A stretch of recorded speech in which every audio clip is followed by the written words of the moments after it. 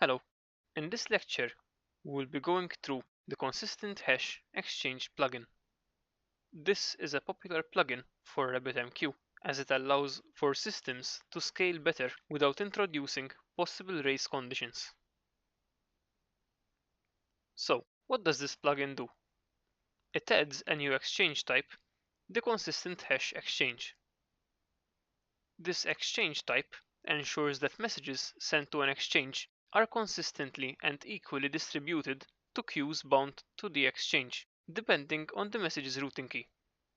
This means that if two messages have the same routing key, the consistent hash exchange will route them to the same queue, unless queue bindings to the exchange have changed.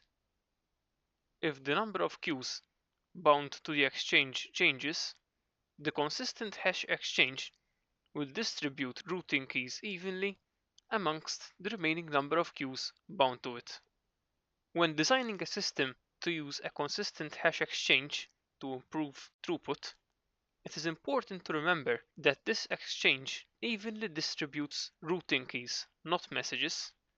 So this means that if we use a consistent hash exchange but then send the majority of messages with the same routing key, these messages will all be sent to the same queue, which defeats the purpose of even distribution. We'll now go through some consistent hash exchange configurations. By default, the consistent hash exchange performs hashing on the message routing key.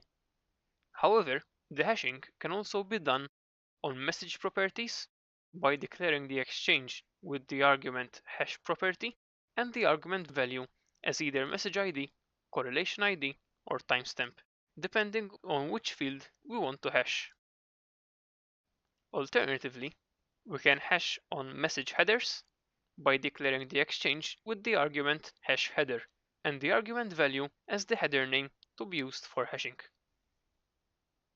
The ratio of routing keys distributed between queues can be controlled by changing the binding key value of the queue to the exchange. Therefore, if you would like queue A to receive twice as many routing keys routed to it than are routed to queue B, then you bind the queue A with a binding key of twice the number as that of queue B. For example, here we have a producer which sends messages to the consistent hash exchange. This exchange will perform a hash on the routing key, and depending on the hashed value, it will route the message to either of the three queues bound to the exchange. Now, as you can see, the binding key of Q3 is 20, whilst that of Q1 and Q2 is 10. Since the binding key value for Q3 is double that of Q1 and Q2, the number of routing keys which will be sent to Q3 will be double that of Q1 and Q2. Now this concept may be a bit too complex to illustrate with a static diagram, so we'll be able to go through it better in a practical session in the next lecture. To enable the plugin, you will need to run the command RabbitMQ-plugins enable RabbitMQ_consistent_hash_exchange in the RabbitMQ local installation directory.